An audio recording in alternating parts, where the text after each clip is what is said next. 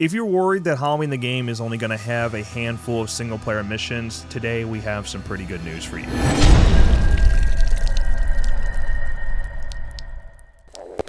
Welcome back to another Halloween the Game video. That feels good to say, huh? Man, we got here.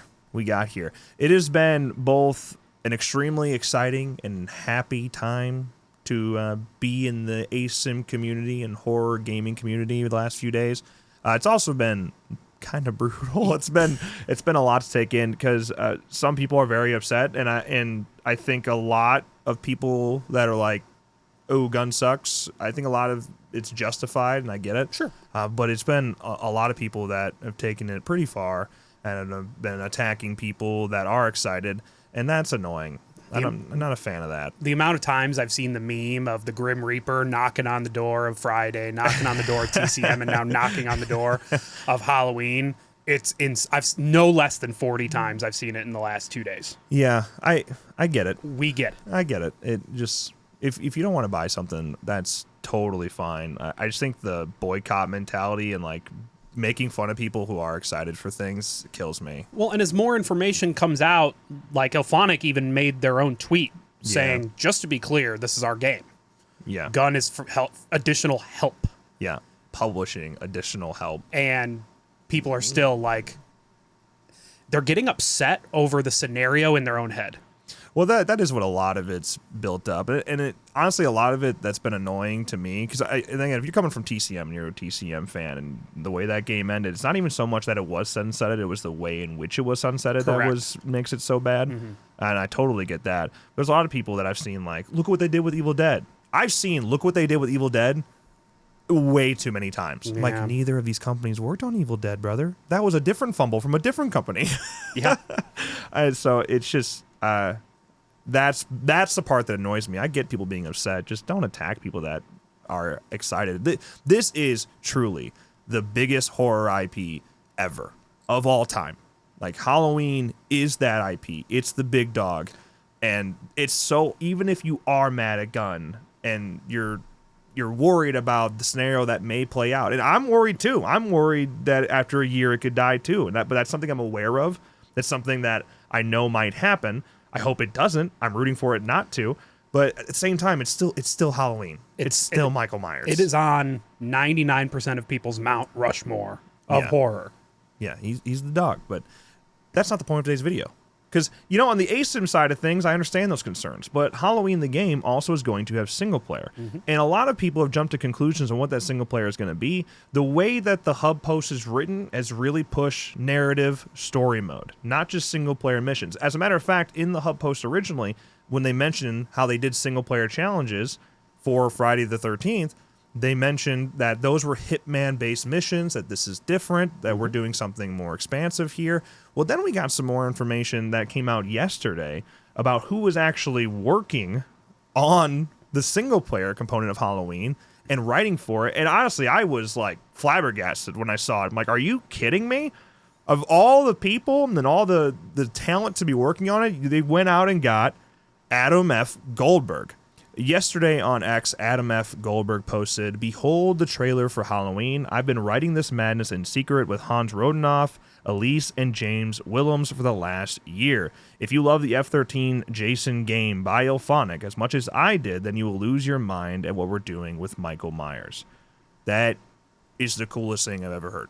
Yeah. That was so shocking to me to get Adam F. Goldberg in the mix, who I know for a fact is a true horror fan. Look what they did with Freddy Krueger on the Goldbergs. And actually, Adam F. Goldberg produced our F-13 fan film because he's just that kind of guy. He donated to it and just is interested in independent filmmaking and loves horror and brings that together. So having him involved and with Funhouse, that is just super cool to me. Yeah. Adam also recently was involved with the Garbage Pail Kids revival that's been kind of going on these last couple of years as well. And then James and Elise, they have a relationship with Elphonic. They were voices in Predator Hunting Grounds. I think they also helped write Ghostbusters Spirit Unleashed, the narrative. Yeah. And they were in it, voice actors. Yeah. So that's cool. And the narrative in Ghostbusters Spirits Unleashed is sweet, too. That's one of the unique things that game did. I know a lot of you probably haven't played it in terms of like ASIM it targets a younger audience, but it's a fun game, especially with friends. And the way they mixed in cutscenes, that was honestly all I really wanted from Halloween, to do something different like that. But it's that fact that we're actually getting a fleshed out story mode and getting someone like Adam F. Goldberg to write is really, really cool to me. So I'm excited for that alone. For sure. And what's also cool about it, because I saw people complaining that's like, how is IllFonic a big enough team to, make multiplayer good and make single player good? That's why a lot of people have jumped to the conclusion that it's probably just going to be really small Hitman type missions. Well, that's because they're working alongside another development team to do the single player, and that's Pollard, which competent in their own right. So having a whole other dev team directly involved with single player makes that door even cooler. So for sure. I don't know, man. It should be a fleshed out, legitimate narrative. And on top of this announcement that Adam F. Goldberg is writing the single player, we also got a look at some concept art for some locations. Now, it's not clear if these locations are going to be single player only or if it's going to be maps and multiplayer as well. But the idea of having these as maps and multiplayer excites me, because there's one in here I didn't think about. Yeah. They Halloween Movies tweeted, and they always word things interestingly. They sure do. And so it made it, I'm taking from it that this is going to be part of the single player aspect. Yes.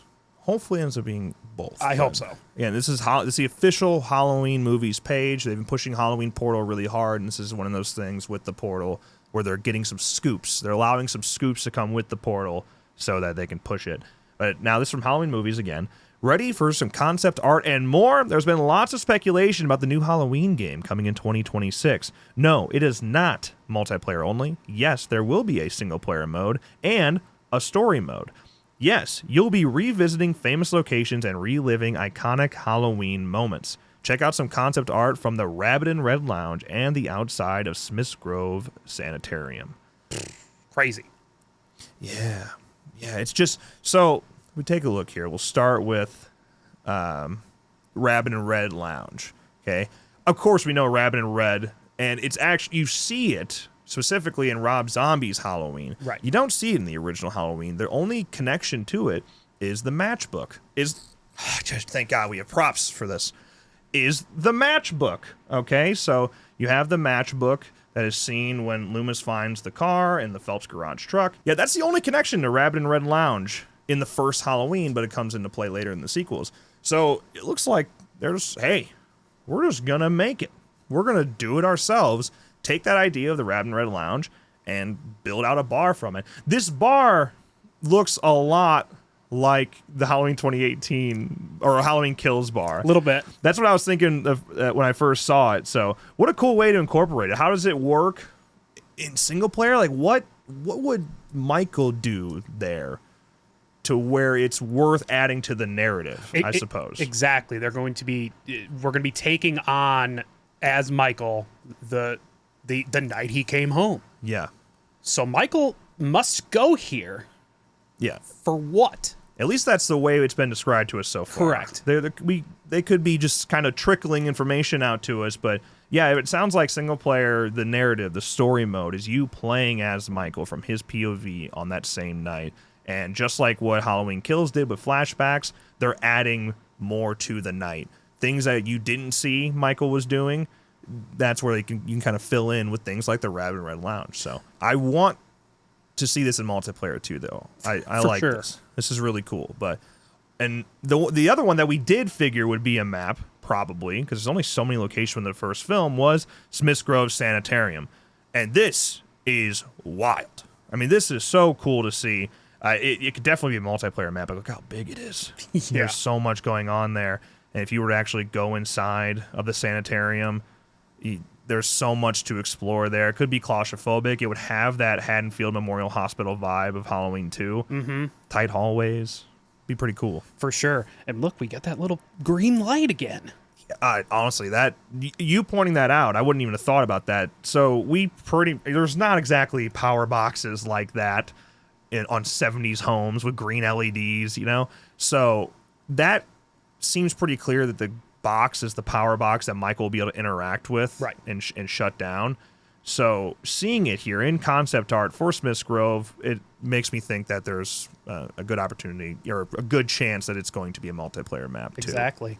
That's sweet. But yeah, recreating that second opening scene after the cold opening of Halloween, where you got Nancy in there, you got Nancy Stevens and Donald Pleasance riding up in the hearse, which this is the first time we're really seeing the hearse too, which I appreciate. But We got some patients out there. yeah, they don't just let them roam around like that, right? Yeah, just a little cool. Yeah, so that's another good thing, because if you were going to play at Smith's Grove in a multiplayer map like this, you still would need the NPC component, and it wouldn't make a lot of sense if a bunch of random civilians are inside of the sanitarium. It could be nurses and things like that, but it also could just be patients who are not serial killers like Michael. Is it easier to convince them because they're already crazy? Doubt it.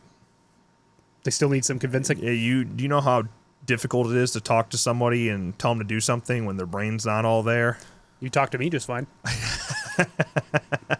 Yeah, this is cool. This is another cool look, and I dig it. Yeah. I dig it. But also, we got two new, they're not really screenshots. One looks like a screenshot, but it's really just wallpapers that Halloween Portal put on the website that are exclusive to Halloween Portal. So we can take a look at those as well. First, you have what they're calling Behind You. This could be a screenshot. I actually really can't tell. Could be in-game render. It's hard to tell. Yeah. This looks like it come right out of game. And yeah, having Michael standing there, pretty kind of recreating an iconic shot, sort of, when he's standing over Bob and Linda on the couch. With his phallic object. If you read the novelization of Halloween, this whole scene, the way they talk about that knife being his penis, is pretty uncomfortable. Correct. Correct. But yeah, pretty cool. Pretty cool. Simple. That's our Laurie Strode type character. It's still not clear if that is Laurie or not. I don't think it is. Why would you? If you're going to show Laurie for the first time in this game, you'd have her in the denim. Right. Yeah. So, and then this one is pretty freaking cool. Michael facing off with the police. A little showdown. And what's different about Halloween, like we talked about, compared to like F-13, Michael can interfere with the cops and kill cops. And you, as a hero character, which is that's so far that's what they've been saying. They haven't called them babysitters. They haven't called them survivors. It's been hero. Right. Apparently, you will be able to convince the cops and expand their search and push them in the right direction. And somebody brought up Ghostbusters and how you communicate with the NPCs and that. And I think that is a good. It's going to be less cheesy than that. I would certainly hope. I don't want to guarantee it. Everything's going to be okay. Yeah. Holding square. Everything's going to be okay. Yeah, that's in the way Ghostbusters Spirits Unleashed works. Your goal is to keep them calm, because if the ghost hits a certain fear limit, he wins the game, and he could do that by scaring the civilians, the NPC civilians, and you as a Ghostbuster can talk them down, relax them. That is probably going to be something similar to that mechanic in Halloween, just a little less cheesy, a little more realistic, I assume. And more so convincing them to help you. Yeah, it's kind of the opposite. Yeah, exactly. You need to go take him on. Yeah. So that I can keep helping people. Yeah, are you telling because you can give the civilians weapons Right. and have them go kick ass, so yeah, that's going to be interesting. But Evil dies tonight. Evil dies tonight. Give them the iron. Yeah. They probably will. That's a fun little Easter egg. We're having fun. Yeah. I'm still so interested in how you're going to handle that with NPCs. I'm excited to see some gameplay footage, but we got a long ways to go. You're talking probably bare minimum 12 months. Yeah. Before you can get your hands on this game. Yeah, I'd say the earliest would be like late July. Yeah. Early August. At the earliest. Yeah, and I think that's even pushing it. They're probably going to push that September, October release. I was surprised it was 2026. Yeah, I will say it feels like a long ways from now. Like, we're going to be talking about this game for a year before we actually get to play it. But I never thought it'd be 2026. They proved me wrong. Yeah. I will admit to that for sure, because I thought 2027, late 2027 would be the earliest we'd see it. So Same. There's a pretty quick turnaround here from, if you think about it, from beginning of development to now. But that's everything looks good. It doesn't look like a rushed project by any No. means. But we won't really know. You won't really start to review it in that capacity until you see some gameplay. Game Awards? Maybe. To me, if they have to have something planned for the Game Awards, that's the only reason to do a small spot like they did at Gamescom. Because Right. really, that Future Game Show, it gets a lot of eyeballs. Sure. But it's nothing compared to what the Game Awards is going to do. Like, that makes more sense for an announcement like that to me. But I think at the same time, they knew it didn't matter where you posted this. Correct. They could have posted it just on their own YouTube channel with no backing behind it, I guess. It's Halloween. Yeah, It's powerful enough to yeah. stand on its own. Yeah, it would feels like something that Jeff Keighley would want at the Game Awards. Right. So I hope we get something else there. Watch them bamboozle all of us and do like a early 2026 release. That would be interesting. There's no shot, but I won't get my hopes up for anything like that. Let's just assume it's October next year, and then we'll be excited if it's before that. Be excited if it's August. Yeah. But yeah, that's the Halloween news for now. We're gonna be on top of this shit. Everything that comes out for Halloween, I love the ASIM world. Even the fumbles that have happened, I've gotten value out of all of these games. Had a lot of fun with Predator, Killer Clowns, Evil Dead, F-13 obviously, TCM, all of them, man. Like, fuck, I enjoyed Puppet Master. Yeah. Was a big fan of Puppet Master. So I really like this genre. I think there's a lot to do with it. I also love having single player in the mix. I think it's something that should have happened a long time ago. So And it's Halloween. it's Halloween. It's the big boy IP. It's my favorite movie of all time. It's hard not to be excited. Yep. At the very least, I'm rooting for it. But that's that. Let us know your thoughts in the comments below. Are you excited for single player? What do you want on a single player? What narrative would satisfy you as a Halloween fan? Because that's something I'm asking myself. Right. Because I don't know. Guess we'll find out.